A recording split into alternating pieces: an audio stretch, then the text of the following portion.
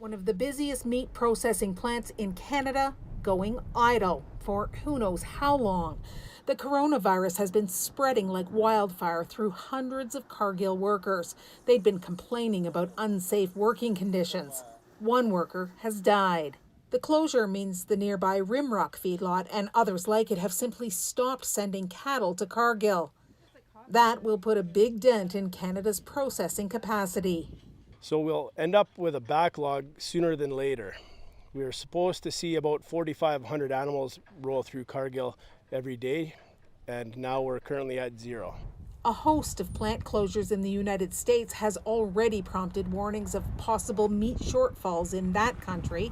The good news is Canada produces more beef than it uses. So today, the Prime Minister offered this Canada First assurance. But right now, the priority will be on domestic supply. So we are not at this point anticipating shortages of beef, but prices might go up. But this agri-science expert warns the Cargill closure may be just the beginning. I'd be very surprised if by the time we're done with this pandemic, a meat packing plant would be spared by this. Another major plant, JBS, is still running, but it's down to one shift a day. It says it's taking safety precautions to protect workers and the supply chain. But a federal government official tells CBC News the JBS plant is on a similar track as Cargill. Its 80 positive cases are expected to rise. If it were to close in addition to Cargill, that would eliminate about 70% of Canada's beef processing capacity. The challenge now is to get healthy workers back on the job and keep them healthy before plant closures have a serious impact on the supply. Carolyn Dunn, CBC News, near High River, Alberta.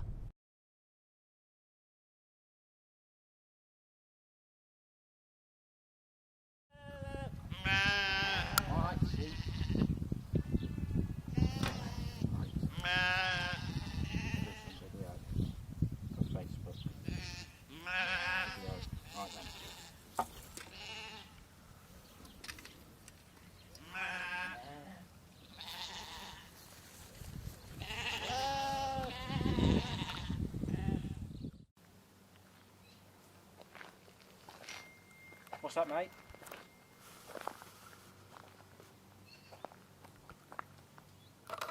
Yeah, it's all alright, mate. It's all very chilled, lovely views.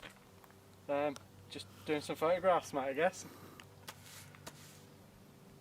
Tell him we're threatening you.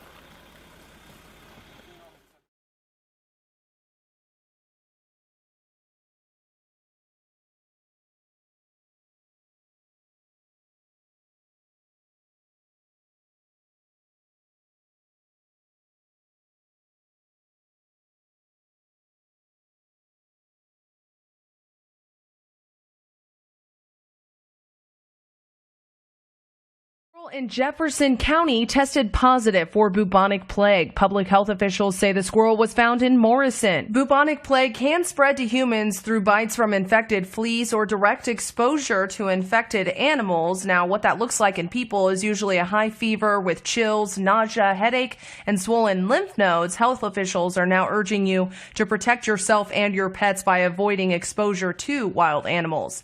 Katie Johnston covering Colorado First.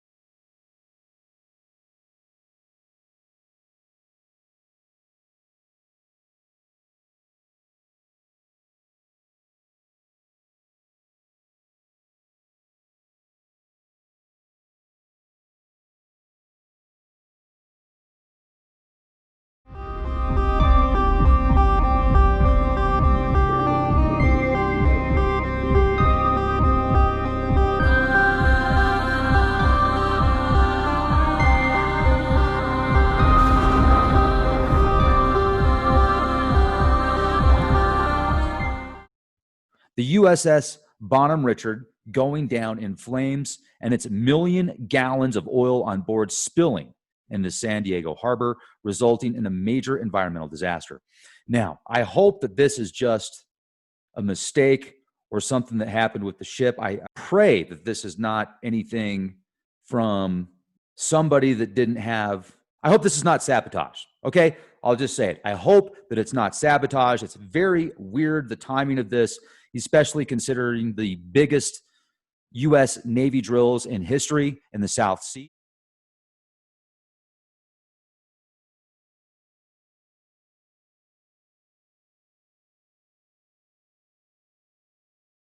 This is what I was referring to. Like if you type in major drills, South China Sea, the first article that pulls up is from the BBC. China to hold military drills in South China Sea. China will hold military drills in the disputed South China Sea ahead of a ruling by an international court on a challenge of its maritime claims. This will be held in waters around the Paracel Islands, said a statement by the Maritime Safety Admission. Then, if you scroll down, you can read about it. Look at this. Look at the date. July 2nd.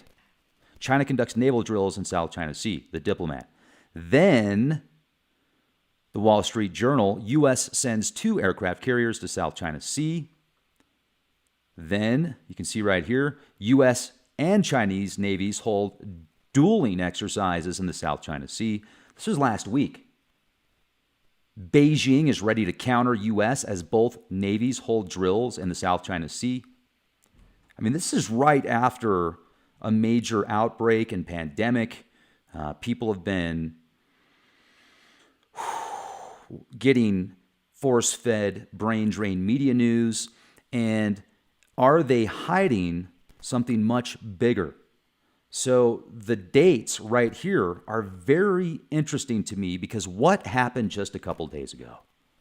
Well, once again, let's look at what happened just a couple of days ago.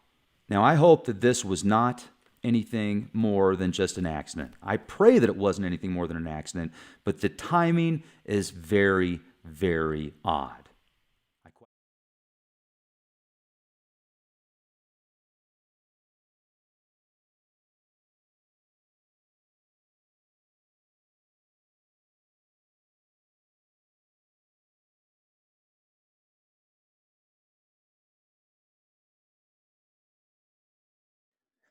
59 injured in fire aboard ship at Naval Base San Diego. This is legendary West Indies batsman Sir Everton Weekes died aged 95 on Wednesday. Weekes had suffered a heart attack in 2019 and had been unwell since then. Our hearts are heavy as we mourn the loss of an icon, a legend, our hero, Everton Weekes. Our condolences go out to his family, friends and many fans around the world. May he rest in peace, West Indies Cricket said on Twitter. Everton Weekes along with Clyde Walcott and Frank Worrell formed the Barbados-born trio, the 3 Ws that dominated world cricket in the post-war era. Worrell had breathed his last in 1967 and Walcott in 2006. Weekes played 48 tests for the West Indies and scored 4,455 runs at a staggering average of 58.61 in his test career that spanned between 1948 to 1958. He had hit 1500s. Weekes scored 12,010 runs in 152 first-class matches at an average of 55.34. He hit 3600s, including his highest score of 304 not out. Weekes holds the world record for most number of consecutive hundreds hit in Test cricket, 5 against England and India in 1948. Weekes also jointly holds the record for the fastest to reach 1,000 Test runs with England's Heber Sutcliffe. Both of them had taken 9 tests and 12 innings, one fewer than the legendary Don Bradman to complete 1,000 Test runs. After retirement, Weekes continued to serve the game as he served as a coach, administrator and match referee for the International Cricket Council. Weekes had coached Canada at the 1979 World Cup. Weekes was inducted into the ICC Hall of Fame in 2009. He was awarded a knighthood in 1995. The 3Ws Oval at the University of the West Indies in Barbados is named after the famous trio.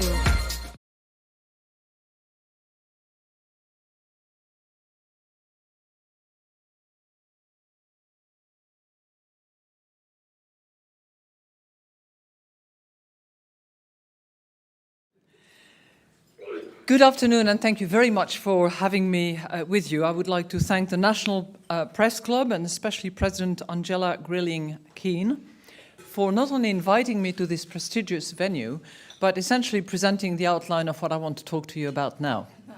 So it's as if we had prepared that together, which we have not. Now, let me first of all, of course, begin by wishing you all a Happy New Year. I guess it's still time to do that, given that we are just exactly halfway through between our Western New Year and the Lunar New Year, which will loom in a few weeks' time. I think it's also appropriate to wish ourselves a Happy New Year, given what I would like to talk to you about, which has to do with the global economy and what we should expect for 2014.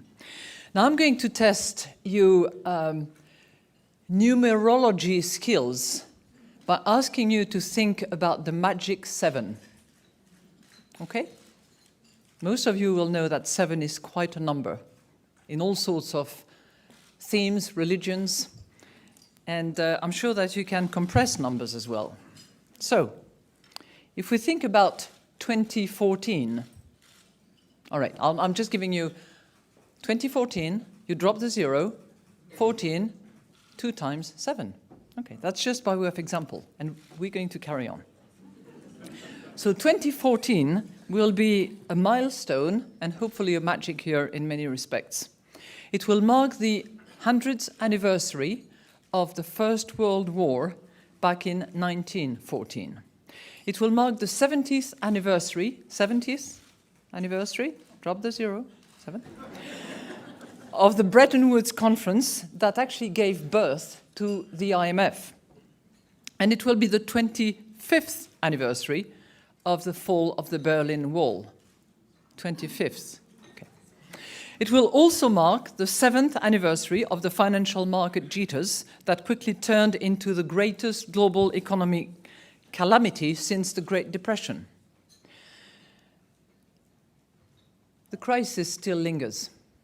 Yet, optimism is in the air.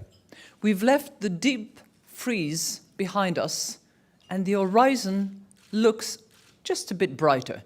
So my hope and my wish for 2014 is that after those 7 miserable years, weak and fragile, we have 7 strong years. Now, I don't know whether the G7 will have anything to do with it, or whether it will be the G20. I certainly hope that the IMF will have something to do with it.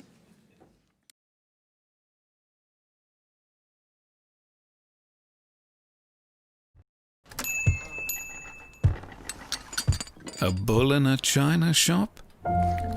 He should be going berserk. But he's not. He's calmer than a banana. You are nothing! Not a flicker of anxiety. I bet you're having trouble with yourself! Why is he so calm, you ask? His bills are under control with Money Supermarket.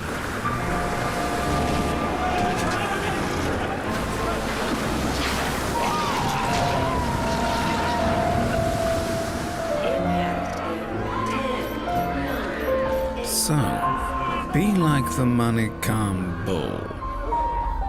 Get money calm. Money Supermarket.